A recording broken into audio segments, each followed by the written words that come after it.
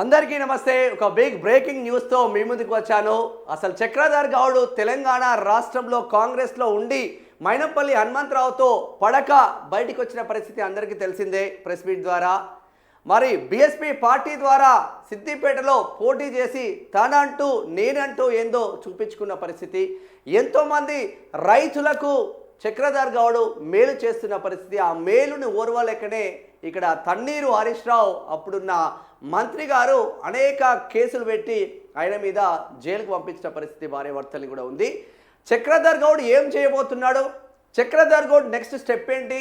మరి ఇన్ని పార్టీలు ఉన్న తర్వాత చక్రధర్ గౌడ్ బీసీవై పార్టీలోకి ఎందుకు వెళ్తూ ఉన్నారు అన్న చర్చ మాత్రం జరుగుతూ ఉంది. అసలు బీసీవై పార్టీ స్థాపించింది ఎవరు? ఈ రామచంద్ర యాదవ్కు చక్రధర్ గౌడ్కి ఎక్కడ స్నేహం కుదిరింది? తెలంగాణలో అసలు సిసలైన బీసీల పార్టీ బీసీవై పార్టీ ఎందుకు రాబోతుంది? రాష్ట్ర వ్యాప్తంగా దీనికి తెలంగాణ బీసీవై పార్టీ రాష్ట్ర అధ్యక్షుడిగా చక్రధర్ గౌడ్ ఉండబోతుండా అంటే అవుననే సమాధానాలు మాత్రం వస్తూ ఉంది. మన దగ్గర ఉన్న సమాచారం మేరకు బీసీవై పార్టీ తెలంగాణ రాష్ట్ర అధ్యక్షుడిగా చక్రధర్ గౌడ్ ప్రమాణ స్వీకారం చేయబోతున్నారు. నాకు తెలిసి 10వ తారీఖు. మరి నిజంగా చక్రధర్ గౌడ్ ఇన్ని పార్టీలు ఉన్న తర్వాత ఈ పార్టీ ఎస్పెషల్గా బీసీవై పార్టీ కంప్లీట్గా రామచంద్ర యాదవ్ పెట్టిన పరిస్థితి. జాతీయ అధ్యక్షులుగా రామచంద్ర యాదవ్ ఉన్నారు. మరి రామచంద్ర యాదవ్ ఎవరు? ఎందుకు రామచంద్ర యాదవ్కు అమిత్ షాకు ఉన్న సత్సంబంధాలు ఏంటిది?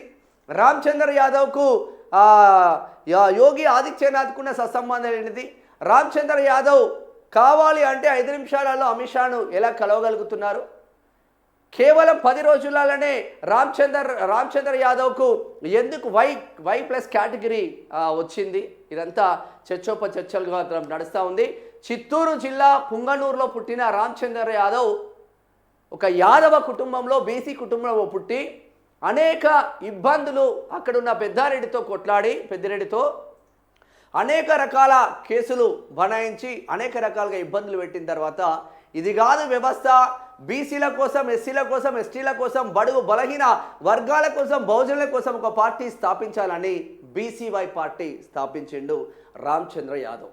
ఆ బీసీవై పార్టీ ఆంధ్రప్రదేశ్ రాష్ట్రంలో ముందుకు వెళ్తుంది. కానీ తెలంగాణ రాష్ట్రంలో ఇప్పటి వరకు ఎంట్రీ కాలేదు. చాలామందిని ఫిల్టర్ చేసిండు రామచంద్ర యాదవ్ కూడా. చాలామంది బీసీ లీడర్లను ఫిల్టర్ చేసిండు. బీసీ లీడర్లు ఫిల్టర్ చేసిన తర్వాత చక్రధర్ గౌడ్ అయితేనే తెలంగాణ రాష్ట్రానికి బెస్ట్. చక్రధర్ గౌడ్ రైతుల కోసం కొట్లాడిండు. చక్రధర్ గౌడ్ రైతుల పక్షపాతి. చక్రధర్ గౌడ్ పేదల పక్షపాతి అన్న ఒక చర్చల తర్వాత చక్రధర్ గౌడ్ గురించి తెలుసుకొని పిలిపించుకొని ముచ్చట మాట్లాడినట్టు మన దగ్గర ఉన్న సమాచారం. ఏది ఏమైనప్పటికీ బీసీలకు మంచి రోజులు రాబోతున్నాయి అంటే అవుననే సమాధానాలు మాత్రం వస్తుంది. కేవలం బీసీ, ఎస్సీ, ఎస్టీ మైనార్టీల కోసమే బీసీవై పార్టీ స్థాపించిన రామచంద్ర యాదవ్ ఒక వజ్రాన్ని మాత్రం తెలంగాణ రాష్ట్రానికి అందిస్తున్న పరిస్థితి మాత్రం ఉంది. హరీష్ రావు ఎన్నో ఇబ్బందులు పెట్టి హరీష్ రావు చక్రధర్ గౌడ్ పైన 7 కేసులు పెట్టి 4 సార్లు జైలుకు పంపించిన ఘనత హరీష్ రావుకు దక్కింది. 4 సార్లు పోయినప్పుడల్లా నెల 15 రోజులు ఆయన దాదాపు ఒక 5-6 నెలలు జైల్లో ఉన్న పరిస్థితి. అయినా కూడా తట్టుకొని నిలబడి అసలు ఏం చేయాలి అని చెప్పేసి మళ్ళీ కాంగ్రెస్ పార్టీకి వస్తే కాంగ్రెస్ పార్టీలో అప్పుడు హరీష్ రావు వెలమబిడ్డ ఇబ్బంది పెడితే ఇక్కడ మైనంపల్లి హనుమంతరావు ఈ వెలమబిడ్డ కూడా చక్రధర్ గౌడ్ను ఇబ్బంది పెట్టిండు. వాడు అదా వాడు ఇదా అని. ఇక ఏం కావాలి, అసలు నేనేం చేయాలి? ఒక పార్టీ అంటే జాతీయ పార్టీలా ప్రాంతీయ పార్టీలా ఇక్కడ అండదండ లేకపోతే మనం ఎదగలేమా? మనం ప్రజల కోసం పనిచేస్తున్నాం కదా, మరి ఎందుకు మన రూట్ ఎటువైపు అన్న చర్చలు జరిగింది. నేను కూడా వాస్తవంగా చక్రధర్ అన్నను ఇంటర్వ్యూలో అడగడం జరిగింది. తీన్మార్ మల్లన్న ఆధ్వర్యంలో కొత్త పార్టీ రాబోతుంది, మరి తీన్మార్ మల్లన్న ఆధ్వర్యంలో కొత్త పార్టీ రాబోతుంది, దాంట్లో జైన్ కావచ్చు కదా అంటే ఆయన సమాధానాలు ఆయన చెప్పిన పరిస్థితి మాత్రం ఉంది. ఏది ఏమైనప్పటికీ తెలంగాణ రాష్ట్ర బీసీవై పార్టీ అధ్యక్షుడిగా చక్రధర్ గౌడ్ను నియమించే అవకాశాలు 100కి 100 ఉన్నట్టు మనకున్న సమాచారం. అసలు ఈ బీసీవై పార్టీ అంటే ఏమిటి? ఇదే భారత చైతన్య యువజన పార్టీ బీసీవై. భారత చైతన్య బీసీవై బీసీవై అంటే భారత చైతన్య యువజన పార్టీ. ఇది చెరుకు రైతు గుర్తు ఉంటుంది. చెరుకు వెనకాల చెరుకు గడలు ఉంటుంది, ఇక్కడ రైతు ఉంటుంది. కంప్లీట్గా శ్రామికుల కోసం, రైతుల కోసం, బీసీ ఎస్టీ మైనార్టీల కోసమే స్థాపించిన ఈ పార్టీ. మరి రామచంద్ర యాదవ్కు ఈయనకు ఎక్కడ ఉన్నది? మరి రామచంద్ర యాదవ్ తెలంగాణలో చక్రధర్ గౌడ్ ముందుకు తీసుకెళ్ళి ఇక మరి అన్ని పార్టీలకు ఎలా చుక్కలు చూపించబోతున్నారు? మరి అమిత్ షాతో సత్సంబంధాలున్న రామచంద్ర యాదవ్ తెలంగాణలో ఏం చేయబోతున్నారు? వీళ్ళ హిడెన్ ఎజెండా ఏంటో ఎవరికి అర్థం కాని పరిస్థితి మాత్రం ఉంది. తెలంగాణలో కొత్త బీసీ రాజకీయ పార్టీ మాత్రం పురుడు పోసుకుంటుంది అని చెప్పుకోవచ్చు. నాకు తెలిసి 10వ తారీఖున చక్రధర్ గౌడ్ ఇక్కడ బీసీవై పార్టీలో బంజారా హిల్స్లో ఉన్న వాళ్ళ పార్టీ ఆఫీస్లో తాను కండువ కప్పుకోబోతున్నట్టు చర్చ పెట్టిండు. రామచంద్ర యాదవ్ పెద్ద ఎత్తున పుంగనూరులో సొంత ఇల్లు కట్టుకుంటే 42 రోజుల పాటు ఒక పండుగ వాతావరణం చేసిండ్రు. ఇక బాబా రామ్దేవు అనేక మంది విఐపీలు బ్రహ్మానందం అందరు విఐపీలను పిలిచిన పరిస్థితి. మరి ఇంత చిన్న వయసులో అంత పెద్ద స్థాయికి ఒక రైతు కుటుంబంలో పుట్టిన రామచంద్ర యాదవ్ ఇంత పెద్ద స్థాయికి ఎదిగిండు. అదే రైతు కుటుంబంలో పుట్టిన చక్రధర్ గౌడ్ కూడా మంచి పొజిషన్కు వచ్చిండు అన్న చర్చ మాత్రం జరుగుతుంది. ఒక గౌడ కుటుంబంలో పుట్టి కల్లు గీత కార్మిక కుటుంబంలో పుట్టిన చక్రధర్ గౌడ్ అంచెలంచెలుగా ఎదిగి అనేక బిజినెస్లు చేసుకొని నా ప్రజలకు, నా సిద్దిపేట ప్రజలకు నేను ఏదో చేయాలి అన్న ఉద్దేశం కొద్దీ ఆయన రాజకీయాల్లోకి రావడం జరిగింది. మొదటగా భారతీయ జనతా పార్టీలో జాయిన్ అయ్యిండు. అక్కడ సఖ్యత లేక మళ్ళీ బీఎస్పీకి వెళ్ళిండు. బీఎస్పీ నుంచి పోటీ చేసిండు. మంచినే ఓట్లు సంపాదించుకున్నాడు సిద్దిపేటలో. తద్వారా కాంగ్రెస్లోకి జాయిన్ అయిన పరిస్థితి. కాంగ్రెస్లో ఇక పొమ్మన లేక పొగ పెడితే మళ్ళీ బయటకు వచ్చిన పరిస్థితి. మరి ఎక్కడ బహుజనులకు ఏ పార్టీ అధికారంలో ఉంటే ఆ పార్టీకి చాలామంది వెళ్తూ ఉంటారు, కానీ అధికారమే పరమావధిగా వెళ్తున్న నాయకులను చూస్తూ ఉన్నాం. కానీ అధికారంలో ఉన్న పార్టీని వదిలేసి ఒక సొంత ఎజెండా, మనం రైతులకు ఏదో ఒకటి చేయాలి, మనం శ్రామికులకు ఏదో ఒకటి చేయాలి, మన విద్యార్థులకు ఏదో ఒకటి చేయాలి, ఎస్సీ ఎస్టీ బీసీ మైనార్టీ బిడ్డలకు ఎందుకు మనం అధికారంలోకి రాము, అసలు సిసలైన బీసీ రాజకీయ పార్టీ మనదే, ఇక చుక్కలే అన్ని పార్టీలకు అంటున్నారు ఇటు రామచంద్ర యాదవ్ మరియు చక్రధర్ గౌడ్. అసలు మరి చక్రధర్ గౌడ్ పైన 7 కేసులు పెట్టి దాదాపు 6 నెలల పాటు జైల్లో పెట్టిన హరీష్ రావుకు ఏం సమాధానం చెప్పబోతున్నారన్న చర్చ మాత్రం జరుగుతుంది. ఏది ఏమైనప్పటికీ చక్రధర్ గౌడ్ రాష్ట్ర అధ్యక్షుడిగా నియమితులైతే నాకు తెలిసి ఆయన సొంత డబ్బులు ఖర్చు పెట్టుకొని అయినా సిద్దిపేట రైతులకు ఏ విధంగా హెల్ప్ఫుల్గా ఉన్నారో రాష్ట్ర వ్యాప్తంగా రైతులకు చాలా హెల్ప్ఫుల్గా ఉండే అవకాశం మాత్రం ఉన్నదని చెప్పుకోవచ్చు. చాలా పెద్ద ఎత్తున సెక్యూరిటీ కూడా ఉంటుంది. మీకు ఇక్కడ చూసుకోవచ్చు. ఇతనే రామచంద్ర యాదవ్కు సంబంధించింది. ఒకసారి చూపించే ప్రయత్నం చేద్దాం. అమిత్ షాతో ఉన్న రామచంద్ర యాదవ్ ఫొటోస్ ఇవి. అమిత్ షాతో దిగింది. ఇక్కడ మంచి పురస్కారం అందుకుంటున్న రామచంద్ర యాదవ్. సెక్యూరిటీగా నార్మల్గా ఉండదు. Y+ కేటగిరీ కాబట్టి ఒక రేంజ్లో, అంటే ఒక రేంజ్లోనే ఉంటుంది. మరి ఇంత పెద్ద ఎత్తున వీళ్ళే బాగానే మంది ఉన్నారు కదా సెక్యూరిటీ. పొట్టు ఉన్నది కథ. మనోనికి ఒక సెన్సేషన్లే వాస్తవంగా. చిన్న ఏజ్లో యువ కిరీటం లాగా దూసుకొచ్చిండు. భారత చైతన్య యువజన పార్టీ, యువజనులు, భారత చైతన్య యువజన పార్టీ. పార్టీ గుర్తు రైతు చెరుకుగడ.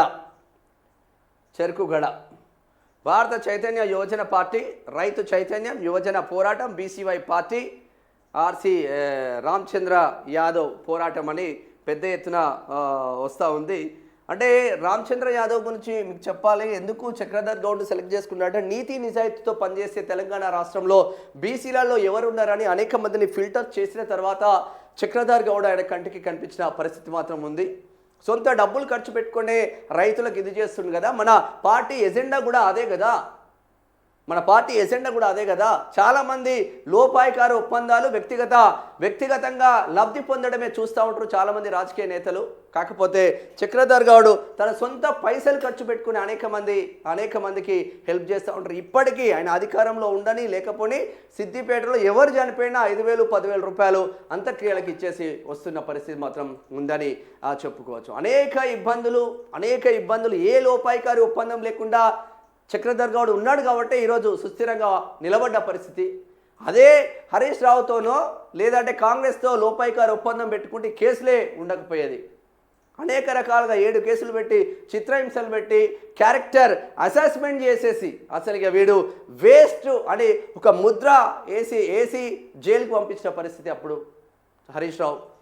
కానీ అన్నిటికీ తట్టుకొని వాళ్ళకి ఆయన కార్లు సీజ్ చేసినా కూడా అన్నిటికీ తట్టుకొని నిలబడి నేనేందో చూపించడానికి రెడీ ఉన్న చక్రధర్ గౌడ్ ఇప్పుడు ఒక మంచి సువర్ణ అవకాశం కోసం వేచి చూసిండు.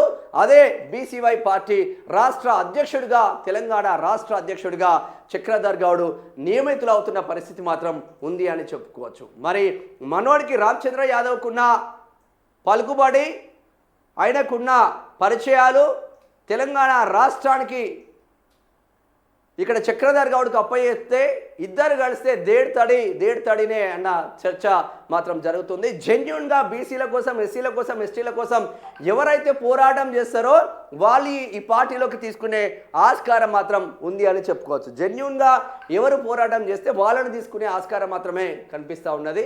మరి జాయిన్ అయిన తర్వాత పార్టీ విధి విధానాలు ఎలా ఉండబోతుంది, ఏంది కథా కార్ఖానా అన్నది కూడా చూడాల్సిన అవసరం మాత్రం ఉంది. ఎన్ని కేసులు పెట్టినా అటు రామచంద్ర యాదవ్ పైన అనేక కేసులు, ఇటు చక్రధర్ గౌడ్ ఆంధ్రప్రదేశ్లో ఉన్న రామచంద్ర యాదవ్ పైన అనేక కేసులు, చక్రధర్ గౌడ్తో అనేక కేసులు అయినా కూడా వీళ్ళిద్దరి భావాజాలాలు సేమ్గా ఉన్నాయి కాబట్టి మళ్ళీ వీళ్ళిద్దరు ఒక్కటి కాబోతున్నారన్న చర్చ మాత్రం జరుగుతుంది. మొదటగా కన్వీనర్ పోస్టు ఇచ్చేసి రాష్ట్ర అధ్యక్షుడిగా ప్రకటించే ఛాన్స్ ఉన్నట్లు మన దగ్గర ఉన్న విశ్వసనీయ సమాచారం మేరకు యాజ్ ఎ జర్నలిస్ట్గా మనకు అందిన సమాచారం మేరకు వీడియో చేయడం జరుగుతుంది.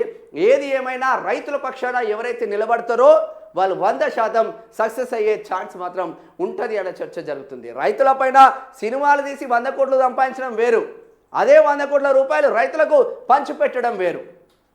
దానికి దీనికి చాలా డిఫరెన్స్ ఉంటుంది. 10వ తారీఖున బంజారా హిల్స్లో ఉన్న బీసీవై పార్టీ జాతీయ పార్టీ కాబట్టి వాళ్ళ పార్టీ ఆఫీస్లో కండువ కప్పుకునే ఆస్కారం మాత్రం చక్రధర్ గౌడ్కు ఉన్నట్టు సమాచారం అందుతుంది. మరిగా ఇటు హరీష్ రావుకు లేదు అంటే ఇప్పుడు కొత్తగా తీర్మానం వల్ల పార్టీ పెట్టబోతున్నారు, లేదు అంటే ఇంకా అనేక రకాలుగా బీసీ సంఘాలన్నీ ఒక్కటి అవుతూ ఉన్నాయి. ఏ బీసీ సంఘం ఒకటి కాంగ్రెస్కి అనుకూలంగా ఉంటే, ఒకటి బీజేపీకి అనుకూలంగా ఉంటే, ఒకటి బీఆర్ఎస్కి అనుకూలంగా ఉన్న పరిస్థితులు ఉన్నాయి.